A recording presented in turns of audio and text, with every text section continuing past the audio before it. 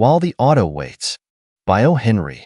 Promptly at the beginning of twilight, came again to that quiet corner of that quiet, small park the girl in gray.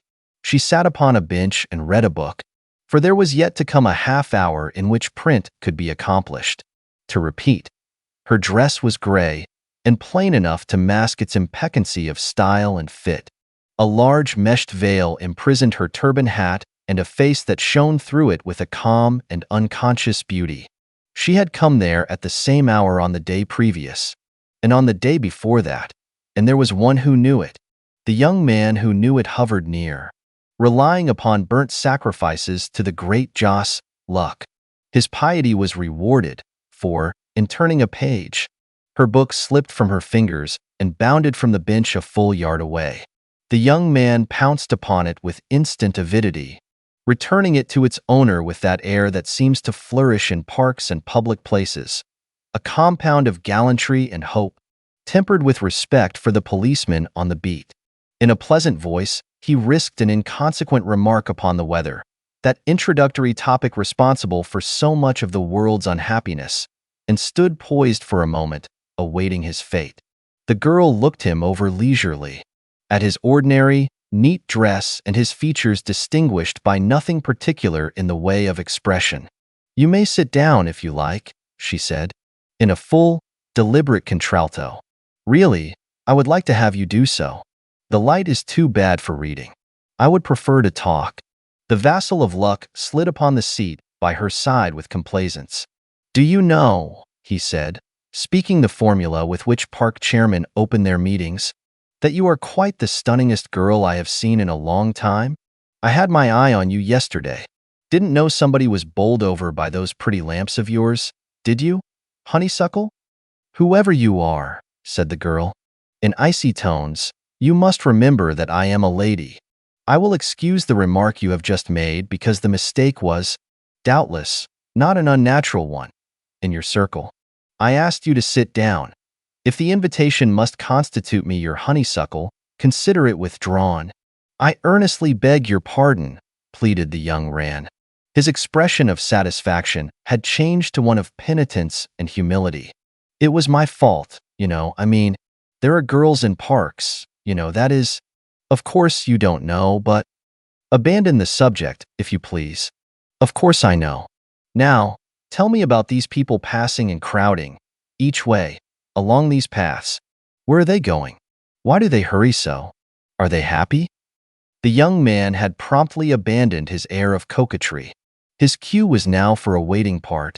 He could not guess the role he would be expected to play. "It is interesting to watch them," he replied, postulating her mood. "It is the wonderful drama of life. Some are going to supper, and some to other places. One wonders what their histories are." "I do not," said the girl. "I am not so inquisitive. I come here to sit because here, only, can I be near the great, common, throbbing heart of humanity. My part in life is cast where its beats are never felt. Can you surmise why I spoke to you, Mr. Parkenstacker?" supplied the young man. Then he looked eager and hopeful. "No," said the girl, holding up a slender finger and smiling slightly. "You would recognize it immediately. It is impossible to keep one's name out of print, or even one's portrait. This veil and this hat of my maid furnish me with an incognito. You should have seen the chauffeur stare at it when he thought I did not see. Candidly, there are 5 or 6 names that belong in the Holy of Holies, and mine, by the accident of birth, is one of them. I spoke to you, Mr. Stackenpot." "Parkenstacker," corrected the young man modestly. "Mr. Parkenstacker, because I wanted to talk, for once, with a natural man, one unspoiled by the despicable gloss of wealth and supposed social superiority. Oh, you do not know how weary I am of it. Money, money, money, and of the men who surround me, dancing like little marionettes, all cut by the same pattern. I am sick of pleasure, of jewels, of travel, of society, of luxuries of all kinds. I always had an idea," ventured the young man, hesitatingly, "that money must be a pretty good thing.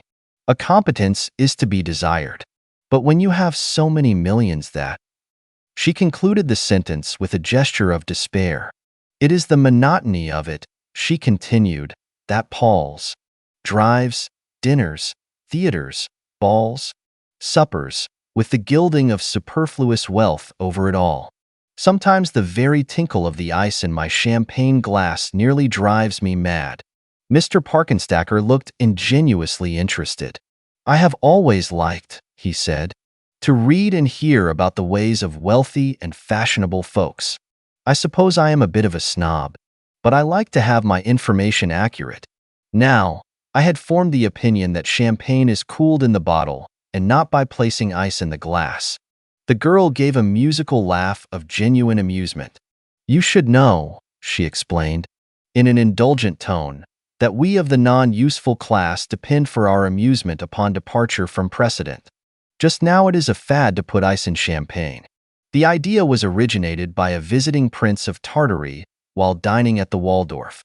It will soon give way to some other whim. Just as at a dinner party this week on Madison Avenue, a green kid glove was laid by the plate of each guest to be put on and used while eating olives. I see, admitted the young man humbly. These special diversions of the inner circle do not become familiar to the common public.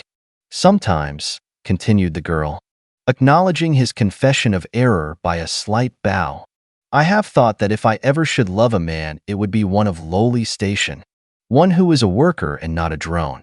But, doubtless, the claims of caste and wealth will prove stronger than my inclination. Just now I am besieged by two. One is a Grand Duke of a German principality. I think he has or has had a wife, somewhere, driven mad by his intemperance and cruelty. The other is an English marquis, so cold and mercenary that I even prefer the diabolism of the Duke. What is it that impels me to tell you these things, Mr. Parkenstacker? Parkenstacker, breathed the young man. Indeed, you cannot know how much I appreciate your confidences. The girl contemplated him with the calm, impersonal regard that befitted the difference in their stations. What is your line of business, Mr. Parkenstacker? She asked. A very humble one, but I hope to rise in the world. Were you really in earnest when you said that you could love a man of lowly position? Indeed I was.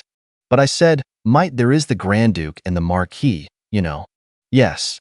No calling could be too humble were the man what I would wish him to be. I work, declared Mr. Parkenstacker, in a restaurant. The girl shrank slightly. Not as a waiter?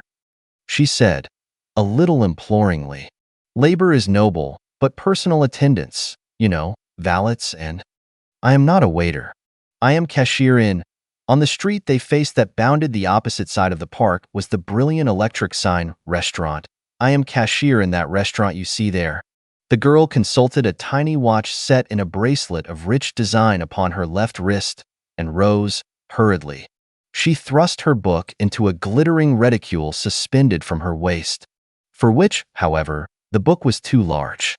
Why are you not at work? She asked. I am on the night turn, said the young man. It is yet an hour before my period begins. May I not hope to see you again?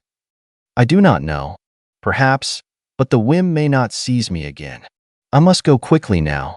There is a dinner, and a box at the play, and, oh, the same old round. Perhaps you noticed an automobile at the upper corner of the park as you came. One with a white body. And red running gear? Asked the young man, knitting his brows reflectively. Yes. I always come in that. Pierre waits for me there. He supposes me to be shopping in the department store across the square. Conceive of the bondage of the life, wherein we must deceive even our chauffeurs. Good night.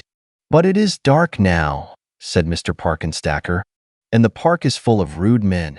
May I not walk? If you have the slightest regard for my wishes, said the girl, firmly, you will remain at this bench for 10 minutes after I have left. I do not mean to accuse you, but you are probably aware that autos generally bear the monogram of their owner. Again, good night. Swift and stately she moved away through the dusk.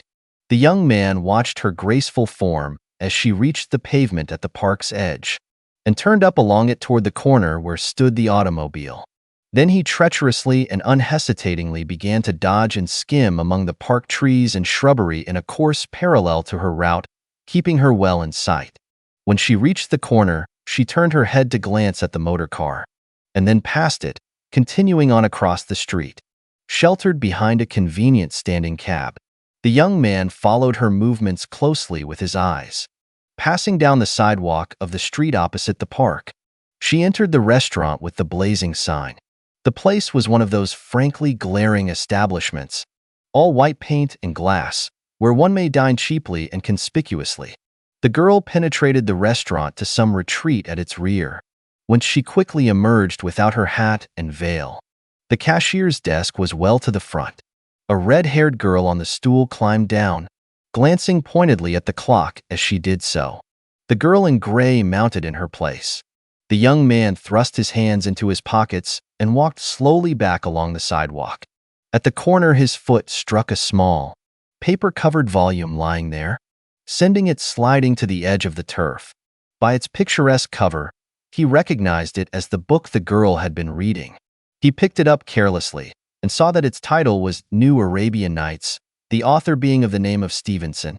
He dropped it again upon the grass and lounged, irresolute, for a minute.